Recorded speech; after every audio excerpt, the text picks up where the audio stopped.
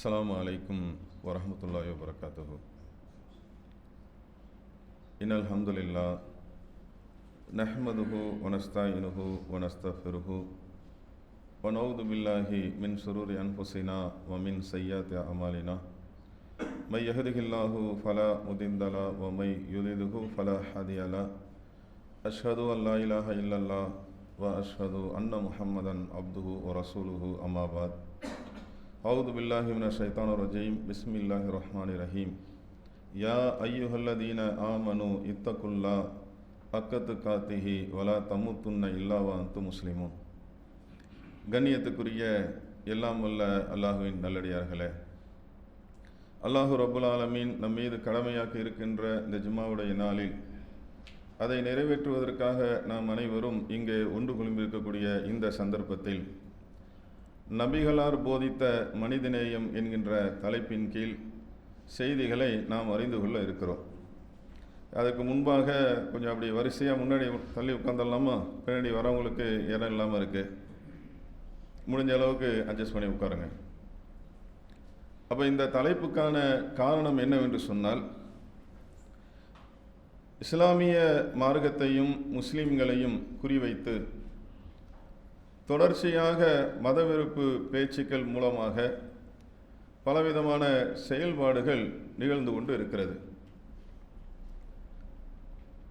இந்த நாட்டிலே ஒற்றுமையாக அண்ணன் தம்பிகளாக மாமான் மச்சான்களாக வாழ்ந்து கொண்டிருக்கக்கூடிய அனைத்து மக்களையும் அவர்களை பிளவுபடுத்தி அதன் மூலமாக அரசியல் ஆதாயம் தேட வேண்டும் என்பதற்காகவும் தங்களை வளப்படுத்தி கொள்ள வேண்டும் என்பதற்காகவும் சில பாசிச சக்திகள் இது போன்ற செயல்களில் ஈடுபட்டு கொண்டிருக்கிறார்கள். இது போன்ற சந்தர்ப்பங்களில் அவங்க இஸ்லாத்தையும் முஸ்லீம்களை தான் குறிவைக்கிறாங்க. இஸ்லாம் என்பது ஒரு பயங்கரமானது போன்றதும் அதை இஸ்லாமியர்கள் முஸ்லீம்கள் கடைபிடிக்கிறார்கள் என்கின்ற தோற்றத்தை சித்தரிக்கக்கூடிய வேலையை செய்து கொண்டிருக்கிறார்கள். அப்போ இஸ்லாமிய மார்க்கம் என்பது மனித நேயத்தை உச்சபட்சமாக போதிக்கிறது. நபிகள் நாயகம் ஸல்லல்லாஹு அலைஹி வஸல்லம் அவர்கள் மனித நேயத்தை எப்படியெல்லாம் செயல்படுத்த வேண்டும் என்பதையும் அது மாத்திரம் இல்லாமல் அதை செய்து காட்டக்கூடியவர்களாகவும் இருந்தார்கள் என்கின்ற செய்தியை அவ்வப்போது நாமும் அறிந்து அதை நம்மளுடைய வாழ்க்கையில் நாம் கடைபிடித்து அதை பிறருக்கு கொண்டு போய் சேர்க்க வேண்டிய தேவை அவசியம் இன்றைக்கு இருந்து கொண்டு இருக்கிறது. அதனால தான் இந்த தலைப்பு. அல்லாஹ் ரப்புல் ஆலமீன் தன்னுடைய திருமறை குர்ஆன்ல நபிகள் நாயகம் ஸல்லல்லாஹு அலைஹி வஸல்லம் அவர்களை குறித்து சொல்லும்போது, வ அர்சல்நாக்க லின்னாசி ரசூலா, நபியே மனித குலத்திற்கு தூதராக உம்மை நாம் அனுப்புகின்றோம் என்று அல்லாஹ் ரப்புல் ஆலமீன் தன்னுடைய திருமறை குர்ஆன்ல குறிப்பிடுகிறான். அப்போ ஒட்டுமொத்த மனிதர்களுக்குமான தூதராக முகமது நபி அவர்களை அல்லாஹ் அனுப்பி தந்திருக்கிறான். அல்லாஹ்வுடைய தூதர் அவர்கள் ஏராளமான அறிவுரைகள், ஏராளமான போதனைகள், வழிகாட்டுதல்கள் இது அத்தனையுமே இந்த மனித சமுதாயத்திற்கு வழங்கியிருக்கிறார்கள், சொல்லியிருக்கிறார்கள். இதில் மிக குறிப்பாக மனித நேயத்தை குறித்து அல்லாஹ்வுடைய தூதர் அவர்கள் மிக அதிகமாக போதித்து இருக்கிறார்கள். எந்த அளவுக்கு அப்படின்னு பார்த்தீங்கன்னா, அல்லாஹ்வுடைய தூதர் சொல்றாங்க, அத்தீனு நசீஹா, பிறர் நலம் நாடுவது என்பதுதான் இஸ்லாம். இஸ்லாம் என்றாலே பிறர் நலம் நாட வேண்டும். அப்ப இஸ்லாத்தை கடைபிடிக்கக்கூடிய முஸ்லிம்களாக இருப்பவர்கள் கண்டிப்பாக என்ன செய்யணும்? பிறர் நலம் நாடக்கூடியவராக இருக்க வேண்டும். அந்த பிறராக யார் வேண்டாலும் இருக்கலாம். ஒரு முஸ்லீமா இருக்கலாம், ஒரு இந்து சகோதரராக இருக்கலாம், அல்லது ஒரு கிறிஸ்துவ சகோதரராக இருக்கலாம், மதமே இல்லை கடவுளே இல்லை என்று சொல்லக்கூடிய ஒரு நபராக கூட இருக்கலாம் அந்த பிறர் என்பது. அப்ப யாராக இருந்தாலும் அவர்களுக்கு நலம் நாட வேண்டும், அவர்களுக்கு துன்பத்தை இழைத்து விடக்கூடாது, அநீதியை இழைத்து விடக்கூடாது. ஏனென்றால் பிறர் நலம் நாடுவதுதான் இஸ்லாம் என்பதை நபிகள் நாயகம் ஸல்லல்லாஹு அலைஹி வஸல்லம் அவர்கள் சொல்லித் தருகிறார்கள். அது மாத்திரமல்ல, அல்லாஹ்வுடைய தூதர் அவர்கள் பிறருடைய அந்த உரிமையை குறித்து நமக்கு போதனை செய்யும் பொழுது எந்த அளவுக்கு சொல்றாங்க அப்படின்னா, பிறருடைய உரிமை என்பது புனிதமானது. நபிகள் நாயகம் ஸல்லல்லாஹு அலைஹி வஸல்லம் அவங்க அந்த இறுதி ஹஜ்ஜில் சொல்கிறாங்க, மக்காவுடைய நகரத்தில் துல்ஹஜ் மாதத்தில் பிறை 10 அல்லாஹ்வுடைய தூதர் உரை நிகழ்த்தும் போது சொல்கிறாங்க, இந்த மாதம் எப்படி புனிதமானதோ, இந்த நாள் எப்படி புனிதமானதோ, இந்த நகரம் எப்படி புனிதமானதோ, அதுபோன்று உங்களுக்கு பிறருடைய உயிர் என்பது, பிறருடைய மானம் என்பது, பிறருடைய கண்ணியம் என்பது, அது அத்தனையும் உங்களுக்கு புனிதமானது என்று நபிகள் நாயகம் ஸல்லல்லாஹு அலைஹி வஸல்லம் அவர்கள் சொல்லி தருகிறார்கள். இது சாதாரண ஒன்றும் இல்லைங்க. அப்போ அல்லாஹ்வுடைய தூதர் அவர்கள் போதனை செய்திருக்கக்கூடிய இந்த மனிதநேயம் என்பது உச்சபட்சமாக இந்த இஸ்லாமிய மார்க்கத்தில் சொல்லப்பட்டு இருக்கக்கூடிய மனிதநேயம் என்பதை நமக்கு உணர்த்துகிறது. அதே போல இன்னும் அல்லாஹ்வுடைய தூதர் சொல்றாங்க, இப்போ இது போன்ற அந்த விஷயங்களை ஒரு முஸ்லீம் சரியா கடைபிடிக்கல, அவர் வாழ்கின்ற இந்த உலகத்தில், இந்த உலக வாழ்க்கையில சரியா கடைபிடிக்கல, அவர் என்ன செய்யறாரு, சில பேருக்கு தொந்தரவு கொடுக்கக்கூடியவராக இந்த உலகத்தில் வாழும்போது வாழ்ந்து விடுகிறார். இத மறுமையில் அல்லாஹ் என்ன செய்வானா, இது குறித்து விசாரிப்பான். அந்த பாதிக்கப்பட்ட நபர் இந்த சம்பந்தப்பட்ட இவரை மன்னிக்காதவரை அல்லாஹ் மன்னிக்க மாட்டான். அது மாத்திரம் இல்லாமல் இவருக்கு தண்டனையும் அங்கே வழங்கப்படும் என்பெல்லாம் நபிகள் நாயகம் ஸல்லல்லாஹு அலைஹி வஸல்லம் அவர்கள் எவ்வளவு அழகா சொல்றாங்க பாருங்க. இதுக்கு மேல ஒரு மனிதநேயத்தை சொல்ல முடியுமா? பல இடங்கள்ல பல சித்தாந்தங்கள்ல மனிதநேயம் சொல்லப்படுகிறது. ஆனால் மார்க்கத்தோடு தொடர்பு படுத்தி இதுதான் இஸ்லாம் என்றாலே பிறர் நலம் நாடுவது என்பதுதான், அடுத்தவருடைய அந்த உரிமை என்பது புனிதமான ஒன்று. இங்கே தப்பும் தவறுமாக ஒரு முஸ்லீம் நடந்தார் என்றால் அவர் மறுமையிலே சிக்கிக் கொள்வார் என்கின்ற அளவுக்கு போதிப்பதை நம்ம பார்க்க முடியுமா? மறுமையோடு தொடர்பு படுத்தி நபிகள் நாயகம் ஸல்லல்லாஹு அலைஹி வஸல்லம் ஒரு சந்தர்ப்பத்தில் கேட்கிறாங்க, இது போன்ற சபையில மக்களிடத்தில் திவாலாகி போனவர் என்றால் யார் தெரியுமா? மக்கள்லாம் சொல்றாங்க, அல்லாஹ்வுடைய தூதர் அவர்களே, யாரிடத்தில் வெள்ளி காசு இல்லையோ, பணம் இல்லையோ, பொருள் இல்லையோ, அவர்தான் எங்களில் திவாலாகி போனவர். நபிகள் நாயகம் ஸல்லல்லாஹு அலைஹி வஸல்லம் சொல்றாங்க, இல்லை, என்னுடைய சமுதாயத்தில் ஒருத்தர் மறுமையில் வருவார். அவர் எப்படிப்பட்டவர்? தொழுதிருப்பார், அவர் நோன்பு வைத்திருப்பார், ஜக்காத்து வழங்கியிருப்பார். இவர் மறுமை நாளிலே வருவார். அல்லாஹ் இவரை விசாரிக்கக்கூடிய அந்த சந்தர்ப்பத்தில் சில பேர் இவரை குறித்து முறையிடுவார்கள்.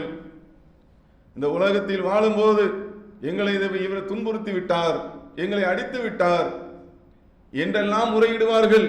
அல்லாஹ் என்ன செய்வான்? இவருடைய நன்மையை வாங்கி அவர்களுக்கு தந்து விடுவான்.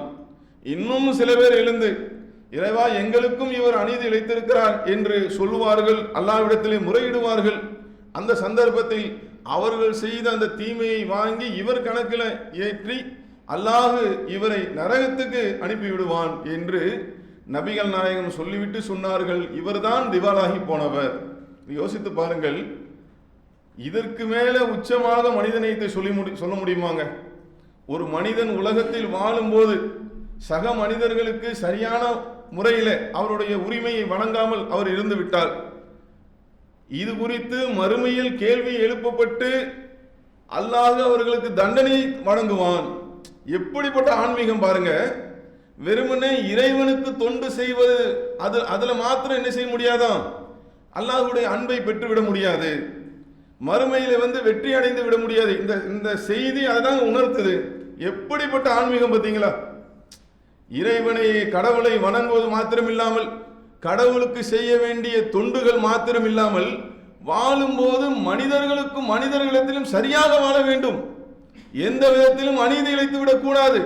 அப்படி இழைக்கப்பட்டால் அவர்கள் மறுமையில் அல்லாஹ்விடத்தில் முறையிட்டால் அல்லாஹ் அந்த கணக்கை நேர் செய்வான், கணக்கு தீர்ப்பான். அங்க காசு பணம் இல்ல. எப்பேற்பட்ட அடிப்படையை இந்த இஸ்லாமிய மார்க்கம் நமக்கு சொல்லி தருகிறது. இதற்கு மேல ஒரு மனித நேயத்தை சொல்ல முடியுமா? இன்னும் சொல்றாங்க நபிகள் நாயகம் ஸல்லல்லாஹு அலைஹி வஸல்லம் அவங்க இதுல தண்டனை குறித்து சொல்றாங்களா? இன்னொரு உதாரணத்தை நம்ம பார்த்தோம் அப்படின்னா, அல்லாஹ்வுடைய அன்பை பெறுவதற்கு எப்படிப்பட்ட செயல் ஒன்று காரணமா இருக்கு பாருங்க. ஒருத்தர் நடந்து செல்கிறார், வழியிலே மக்களுக்கு இடையூறு ஏற்படுத்தக்கூடிய மரக்கிளையை அவர் காண்கிறார். அவர் அதை அப்புறப்படுத்தக்கூடிய வேலையிலே தன்னை ஈடுபடுத்திக் கொள்கிறார். அதனால் அவர் ஆரம்ப நேரத்திலே தொழக்கூடிய அந்த தொழுகை நேரம் என்பது அது தவறிவிடுகிறது. இப்படி அந்த சம்பவம் நடக்கிறது. இறுதியில் அந்த ஹதீஸுடைய இறுதியில் நம்ம பார்க்கிறோம், அல்லாஹ் ரப்புல் ஆலமீன் அவர் செஞ்ச இந்த காரியத்திற்காக அவருக்கு நன்றி செலுத்துகிறான். அப்படின்னா என்ன அர்த்தம்? நன்மையை வழங்குகிறான். அதோடு மாத்திரம் இல்லாமல் அல்லாஹ் இவரை மன்னிக்கின்றான். என்ன செஞ்சார் அவர் செய்தது என்ன செயல்? யாரும் பாதிக்கப்பட்டு விடக்கூடாது, யாரும் துன்பப்பட்டு விடக்கூடாது என்பதற்காக இடையூறாக இருந்த மரக்கிளையை பாதையிலிருந்து அப்புறப்படுத்துகிறார். இடையூறாக இருந்த மரக்கிளையை பாதையிலிருந்து அப்புறப்படுத்துகிறார். அதற்காக இறைவன் என்ன செய்கிறானா? அவருடைய பாவங்களை மன்னிக்கிறான். அவருக்கு அல்லாஹ் நன்மையை தருகிறான் என்றால் எப்பேற்பட்ட மார்க்கங்க! நம்ம தொழுதா நன்மைங்க, நம்ம நோன்பு வச்சா நன்மை, ஜக்காத்து கொடுத்தா நன்மை, தர்மம் செய்தால் நன்மை. இது போன்று அல்லாஹ் பிறருக்கு நாம் உதவும் போது, மனித நேயத்தை வெளிப்படுத்தும் போது, பிறருக்கு உதவியாக நாம் செயல்படும் போது இது போன்ற நன்மைகளை அல்லாஹ் வாரி வழங்குகிறான். எங்க கொண்டு போய் முடிச்சு போடுறாங்க பார்த்தீங்களா? போற போக்குல சொல்லிட்டு போறது இல்லைங்க.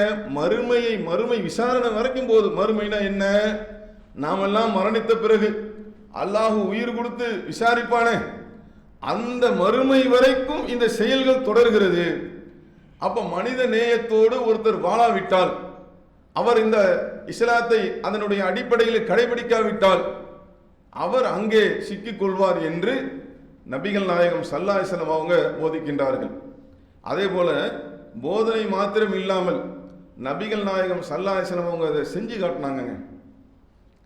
அவங்க அந்த காலத்தில் வாழும்போது முஸ்லீம்கள், யூதர்கள், வேற ஒரு சமுதாயமாக இருக்கக்கூடிய அந்த யூதர்கள் அவங்களோடு தான் அல்லாஹ்வுடைய தூதர் அவர்கள் வாழ்ந்து கொண்டிருந்தார்கள். அந்த நேரத்தில் பார்த்தீங்கன்னா நபிகள் நாயகம் ஸல்லல்லாஹு அலைஹி வஸல்லம் ஒரு இறை தூதராக இருக்கிறார்கள், நாட்டுடைய ஒரு ராஜாவாக இருக்கிறார்கள். அப்படி இருந்தும் அவரிடத்தில் யூத சிறுவர் ஒருத்தர் பணி செய்யக்கூடியவராக இருந்திருக்கிறார். வாய்ப்பு இருக்கா? இன்னைக்கு காலகட்டத்தில் தான் முடியுமா அது? ஆனால் அந்த யூத சிறுவருக்கு திடீரென்று உடல்நிலை சரியில்லாமல் ஆகும்போது நபிகள் நாயகம் ஸல்லல்லாஹு அலைஹி வஸல்லம் அவர்கள் நேரடியாக சென்று அவரிடத்திலே நலம் விசாரித்திருக்கிறார்கள். இப்படிப்பட்ட மனித நேயம் அல்லாஹ்வுடைய தூதர் அவரிடத்தில் இருக்கக்கூடிய மிக சிறந்த சிறப்புங்க. வெறும் வாய் வழியா மட்டும் சொல்லிட்டு போக மாட்டாங்க, அதை தன்னுடைய செயலில் அல்லாஹ்வுடைய தூதர் செயல்படுத்தி காட்டுவார்கள். நேராக போகணுன்னு இருக்கா? யாராவது அனுப்பி விசாரித்திருக்க முடியாதா? தன்னிடத்தில் வேலை செய்யக்கூடிய ஒரு நபர் தானே அப்படிலாம் பார்த்தாங்களா? அதையும் தாண்டி அவர் முஸ்லீம் இல்லையே அப்படி பார்த்தாங்களா? இல்லை. நபிகள் நாயகம் ஸல்லல்லாஹு அலைஹி வஸல்லம் அவரை ஒரு மனிதராக பார்த்தார்கள். உடல்நிலை சரியில்லை என்றால் நலம் விசாரிக்க நேராக சென்றார்கள். இது இன்னொரு சம்பவத்தின் மூலமாக நாம் புரிந்து கொள்ளலாம். அல்லாஹ்வுடைய தூதர் அவர்கள் அமர்ந்திருக்கிறார்கள், ஒரு பிரேதம் கொண்டு வரப்படுகிறது. நபிகள் நாயகம் ஸல்லல்லாஹு அலைஹி வஸல்லம் எழுந்து நிற்கிறாங்க. பிரேதனம் புரியுதா? ஜனாசா, இறந்த மனிதனின் உடல் கொண்டு வரப்படுகிறது. நபிகள் நாயகம் எழுந்து நிற்கிறாங்க. பக்கத்தில் இருக்கக்கூடிய தோழர்கள் சொல்றாங்க, அல்லாஹ்வுடைய தூதர் அவர்களே, இந்த பிரேதத்துக்காக, இந்த ஜனாசாக்காக நீங்க எழுந்து நிற்கிறீங்க, இது ஒரு யூதருடைய ஜனாசா என்று தோழர்கள் சொல்லும்போது நபிகள் நாயகம் என்ன சொன்னாங்க தெரியுமா? இருக்கட்டுமே, அதுவும் ஒரு உயிர் தானே என்று நபிகள் நாயகம் ஸல்லல்லாஹு அலைஹி வஸல்லம் அவங்க என்ன செய்றாங்க? அவங்களுடைய அந்த நிலைப்பாட்டை, அவங்களுடைய செய்தியை மக்களுக்கு புரிய வைக்கக்கூடிய அந்த காட்சியை நாம பார்க்கிறோம் ஹதீஸில் வாயிலாக. இன்னொரு சந்தர்ப்பத்தில் நபிகள் நாயகம் ஸல்லல்லாஹு அலைஹி வஸல்லம் அவர்களை கொன்றுவிட வேண்டும் என்பதற்காக, இல்லாமல் ஆக்கிவிட வேண்டும் என்பதற்காக ஆட்டிறைச்சியிலே விஷம் தடவி என்ன செய்றாங்க? ஒரு பெண்மணி நபிகள் நாயகம் ஸல்லல்லாஹு அலைஹி வஸல்லம் அவர்களுக்கு விருந்தளிக்கிறேன் என்கின்ற பேரில கொடுக்குறாங்க. அல்லாஹ்வுடைய தூதர் அவர்களும் கொஞ்சம் சாப்பிட்டுறாங்க. அந்த பாதிப்பு அல்லாஹ்வுடைய தூதருடைய அந்த தொண்டையில, அந்த சதையில இருந்தது என்று செய்தியில நாம் பார்க்கிறோம். அப்படிப்பட்ட இல்லாமல் ஆக்க வேண்டும், கொலை செய்ய வேண்டும் என்று முயற்சிக்கக்கூடிய அந்த பெண்மணியை கூட, அவங்க ஒரு யூத பெண்மணி அந்த காலகட்டத்தில், அவங்களே என்ன செய்யறாங்க? நபிகள் நாயகம் ஸல்லல்லாஹு அலைஹி வஸல்லம் அவர்கள் மன்னித்து விடுகிறார்கள். தோழர்கள்லாம் கொந்தளிக்கிறாங்க. அல்லாஹ்வுடைய தூதர் அவர்களே, என்ன வேலையை செஞ்சிட்டாங்க இவங்க? நீங்கள் எங்கள்கிட்ட விடுங்க, நாங்கள் வருகை பார்த்துடுறோம் என்றெல்லாம் நபிகள் நாயகம் ஸல்லல்லாஹு அலைஹி வஸல்லம் அவங்கள்ட்ட முறையிடுறாங்க. அல்லாஹ்வுடைய தூதர் சொன்னாங்க, போட்டோம் என்று மன்னித்தார்கள் என்கின்ற செய்தியை நம்ம பார்க்க முடிகிறது. இப்போ இதையெல்லாம் நம்ம தொகுத்து சொல்வதற்கான காரணம் என்னவென்றால், அன்பார்ந்த சகோதர சகோதரிகளே, ஏன்னா இன்னைக்கு காலகட்டத்தில் நம்ம மனிதநேயம் சம்பந்தமாக இஸ்லாத்தில் சொல்லப்பட்ட செய்திகளை, இன்னும் ஏராளமான செய்திகளை நம்மால் எடுக்க முடியும். ஏராளமான செய்திகள் திருமறை குர்ஆனிலும் நபிகள் நாயகம் ஸல்லல்லாஹு அலைஹி வஸல்லம் போதனையிலும் கொட்டி கிடக்கிறது. ஆனால் நாம சொல்ல வேண்டிய இந்த செய்தியை சொல்வதின் காரணம் என்ன? இன்றைக்கு இவர்கள் ஏற்படுத்தக்கூடிய இந்த மத வெறுப்பு பிரச்சாரம் என்பது, இதை என்ன செய்யறாங்க, கொண்டு போய் மக்களுடைய மனதில் இந்த விஷ கருத்தை விதைக்கக்கூடியதை நாம் பார்க்கிறோம். அப்ப இவர்களுடைய இந்த மத வெறுப்பு பேச்சை நம்மளுடைய மனிதநேய செயல்கள் மூலமாக நாம் எதிர்கொள்ள வேண்டும். இந்த தகவல்லாம் எதுக்கு அப்படின்னா, ஏன்னா இன்னைக்கு அதை நோக்கி தான் நகர்ந்து கொண்டு இருக்கிறது. ஏதோ ஒன்றை சங் பரிவார கும்பல் இன்றைக்கு விரும்பி கொண்டு இருக்கிறது. நிம்மதியா இருக்கக்கூடாது, அனைவர்களும் ஒற்றுமையாக வாழ்ந்துவிடக்கூடாது, தங்களுடைய காரியத்தை சாதிக்க முடியாது என்று ஒவ்வொரு செயலையும் என்ன செய்யறாங்க, இப்படி மாற்றக்கூடியவர்களாக, திரிக்கக்கூடியவர்களாக, அதுல மத வெறுப்பு பேச்சை புகுத்தக்கூடியவர்களாக இருந்து கொண்டு இருக்கிறார்கள். அவங்களுக்கு தெரிந்ததை அவங்க செஞ்சுட்டு இருக்கிறாங்க. ஆனா அன்பார்ந்த சகோதர சகோதரிகளே, அல்லாஹ்வுடைய தூதர் அவர்கள் போதித்திருக்கிற அந்த அடிப்படையில் நாம் அனைவரும் அந்த வெறுப்பு பேச்சுகளை, அவர்களுடைய செயல்களை மனிதநேய செயல்களின் அடிப்படையில் நாம் எதிர்கொள்ள வேண்டும். அதுக்காகத்தான் இந்த செய்தி. இப்போ அதில் நல்ல ரிசல்ட் இருக்குங்க. நீங்கள் ஒரு காலகட்டத்தில் பாருங்க, இஸ்லாமியர்கள் முஸ்லீம்களினால் வீடு தர மாட்டாங்க, அந்த அளவுக்கு கடுமையாக என்ன செஞ்சாங்க, முஸ்லீம்கள் தீவிரவாதிகள் அப்படிலாம் பிரச்சாரம் செய்யப்பட்டது. ஆனால் அல்லாஹ்வுடைய அருளை கொண்டு நாம் அனைவரும் களமிறங்கி, ஒரு கட்டத்தில் மழை வெள்ளம், சென்னையில் மழை வெள்ளம் எல்லா இடங்களையும் நம்ம செஞ்சோம். அதுல நாம் களமிறங்கி இறைவனுடைய திருமுகத்திற்காக வேற எந்த எதிர்பார்ப்பும் இல்லாமல் நாம் இறங்கி நாம் செயல்பட்டோம். அடுத்து என்ன ரிசல்ட் வருது? பாய்மார்கள் எல்லாம் எங்களுக்கு தாய்மார்களாக தெரிகிறார்கள். ரிசல்ட் வருதா? இப்ப நீங்க பெஹல்காம்ல கூட பாருங்க, நடந்த நிகழ்வை வைத்து அதை முடிச்சு போட்டு முஸ்லிம்களை, இஸ்லாமியர்கள் மீது வெறுப்பை விதைக்கக்கூடிய சில இடங்கள்ல என்ன செஞ்சா தெரியுமா? அதாவது அந்த மாதிரி நிகழ்வு நடக்கல, அவன் பேனர் வைக்கிறாங்க, நீ பேரை கேட்டு நீ சுடுறீங்கல்ல, அது மாதிரி நடக்கல. அது மாதிரி நாங்கள் பேரை கேட்டு என்ன செய்யுங்க, நீங்க வியாபாரம் பண்ணுங்க அப்படின்னா என்ன அர்த்தம்? முஸ்லீம்களிடத்தில் நீங்கள் வியாபாரம் செய்யாதீர்கள் என்கின்ற கருத்துப்பட சில இடங்களில் பேனர்லாம் வச்சு அதுக்கப்புறம் நம்ம அப்புறப்படுத்துறதுக்கான வேலையை பார்த்தோன்னு வைங்க. இதுக்காக நாம் இந்த தகவலை சொல்லுகிறோம் என்று சொன்னால், இது போன்று அவர்கள் வரக்கூடிய அந்த வழியில் நாம உள்ள இறங்கி, இப்போ பெஹல்காமில் பார்த்தீங்க அப்படின்னா அல்லாஹ்வுடைய அருளை கொண்டு அந்த மக்கள் தங்களுடைய உயிரை பொருட்படுத்தாமல், அந்த குதிரை ஓட்டிலாம் இருக்கிறாரு பாருங்க, களமிறங்கி எதிரிகளோடு தீவிரவாதிகளோடு அந்த சண்டையிட்டு தன்னுடைய உயிரையே மாய்த்து கொண்டார். அடிபட்ட அந்த ஒரு நபரை தன்னுடைய தோளில் சுமந்து வந்திருக்கிறார்கள்.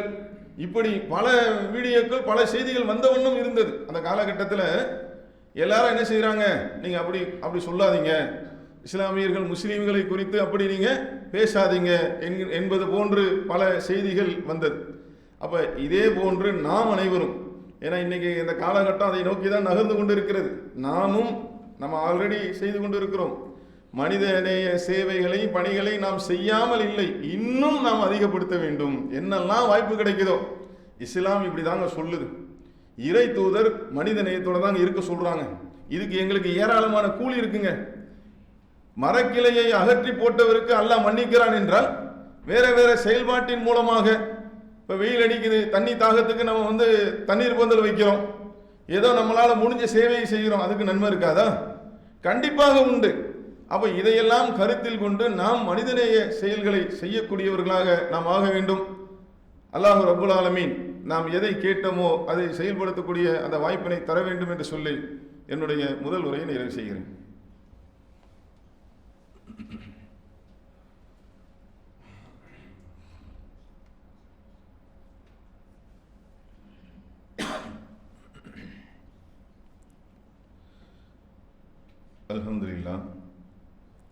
எல்லாம் உள்ள அல்லாஹ்வின் நல்லடியார்களே,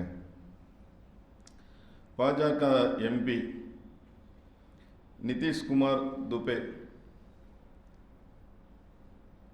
நிஷிகாந்த் துபே என்று சொல்லக்கூடிய எம்பி ஒருத்தர் பாஜகவை சார்ந்தவர். இவரை உச்சநீதிமன்றம் கடுமையாக கண்டிச்சிருக்கு. என்ன காரணம், என்ன செஞ்சாரு அப்படின்னு பார்த்தா, உச்சநீதிமன்றம் சட்டங்களை கையாண்டால் நாடாளுமன்றத்தை இழுத்து மூட வேண்டியதுதான். எதை பற்றி பேசுகிறாருன்னு தெரியுதா? வக்ஃபு வாரிய திருத்த சட்டம் சம்பந்தமாக உச்சநீதிமன்றம் என்ன செஞ்சாங்க? ஏன்னா அது பார்க்குறவங்களுக்கு எல்லாருக்குமே தெரியும், இந்த வக்ஃபு வாரிய திருத்த சட்டம் என்பது முஸ்லிம்களுடைய நலனுக்காக இல்லை, மாறாக அவர்கள் வைத்திருக்கக்கூடிய அவர்களுக்கு சொந்தமான அந்த வக்ஃபு சொத்துக்களை பறிப்பதற்கு தான். உச்சநீதிமன்றமும் பல கேள்விகளை எழுப்புகிறது, இடைக்கால தடையெல்லாம் விதிக்கிறது. இதை பொறுத்து கொள்ள முடியாமல் தான் என்ன செய்கிறாங்க, இந்த ரிஷிகாந்த் துபே போன்ற எம்பிக்கள் எல்லாம் அப்படியே கொந்தளிக்கிறாங்க.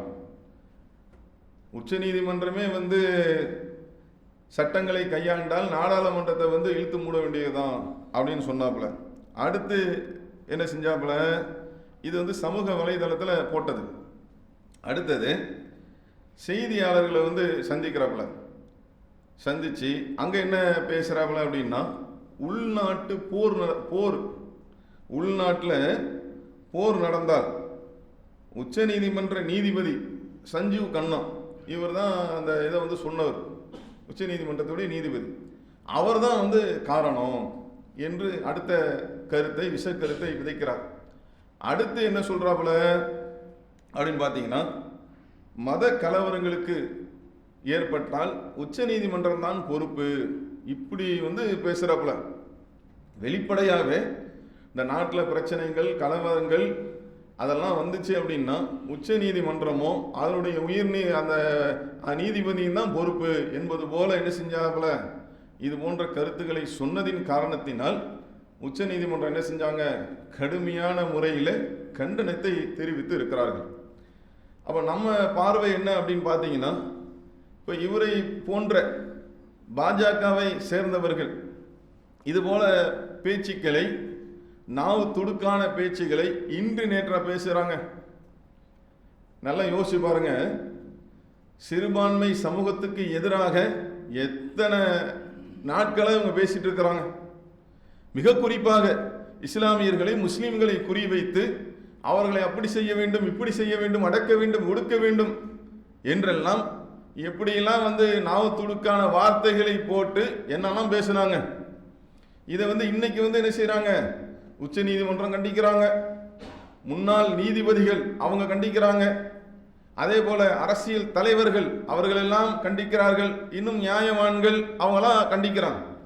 ஆனா அன்னைக்கு பேசும்போது அப்போதே சிறுபான்மையரை குறித்து, இஸ்லாமியர்களை முஸ்லிம்களை குறித்து இது போன்ற வார்த்தைகளை, வெறுப்பு பேச்சுகளை பேசும்போது அன்னைக்கு இந்த கண்டனங்கள் எழுந்திருந்தால் இந்த அளவுக்கு வந்திருக்குமா? உச்ச நீதிமன்றத்தை பேசுகின்ற அளவுக்கு தைரியம் ஏற்பட்டு இருக்குமா? உச்ச நீதிமன்றத்துடைய நீதிபதியை குறித்து பேசுவதற்கு அவருக்கு நாவு வந்திருக்குமா? யோசித்து பாருங்கள். அப்ப அன்னைக்கெல்லாம் என்ன செஞ்சிட்டாங்க, யாரையோ பத்தி தானே பேசுறாங்க என்று அமைதியாக இருந்ததின் விளைவு இந்த விஷச்செடி வளர்ந்து வளர்ந்து உச்ச நீதிமன்றத்தையே குறித்து கேள்வி எழுப்பக்கூடிய அளவுக்கு இன்றைக்கு வந்திருக்கிறது. அப்ப இப்ப என்ன எல்லாம் சொல்றாங்க அப்படின்னா, கடுமையான நடவடிக்கை எடுக்க வேண்டும், உச்ச நீதிமன்றம் தானாக முன்வந்து இவர் மீது வழக்கு பதிவு செய்து கடுமையான நடவடிக்கை எடுக்க வேண்டும் என்று சொல்லுகிறார்கள். உண்மையிலே நம்ம கருத்தும் அதுதாங்க, நாட்டு மக்களுடைய எதிர்பார்ப்பும் அதுதான். இது போன்று நாவு துடுக்காக பேசக்கூடியவர்களை இதுக்கப்புறமும் கடுமையான நடவடிக்கை எடுக்காமல் விட்டு வைத்தால் என்ன ஆகும்? ஆங்காங்க என்ன செய்வாங்க, தைரியமாக பேசக்கூடிய ஒரு நிலை சூழல் ஏற்படும். அப்ப இவர் மீது எடுக்கக்கூடிய அந்த நடவடிக்கை என்பது கடுமையான நடவடிக்கை எடுக்கப்பட வேண்டும். இது அடுத்தவங்களுக்கு பாடமாக அமையணும். இனிமே நம்ம வாய் துடுக்கா பேசணும், மத வெறுப்பு பேச்சை நம்ம பேசணும், உயர் நீதிமன்றத்தை உச்ச நீதிமன்றத்தை குறித்து பேசினால், நீதிபதியை குறித்து பேசினா சும்மா விட மாட்டாங்க, கடுமையான நடவடிக்கை எடுப்பார்கள் என்கின்ற ஒரு முன் உதாரணத்தை இவர் மீது எடுக்கக்கூடிய அந்த நடவடிக்கை மூலமாக மக்கள் எதிர்பார்க்கிறார்கள். இந்த கருத்தினை சொல்லி இந்த ஜும்மா உரையை இதோடு நிறைவு செய்கிறேன். வாஹிரு தஅவானா அல்ஹம்துலில்லாஹி ரப்பில் ஆலமீன். அஸ்ஸலாமு அலைக்கும் வரஹ்மத்துல்லாஹி வபரகாத்துஹு.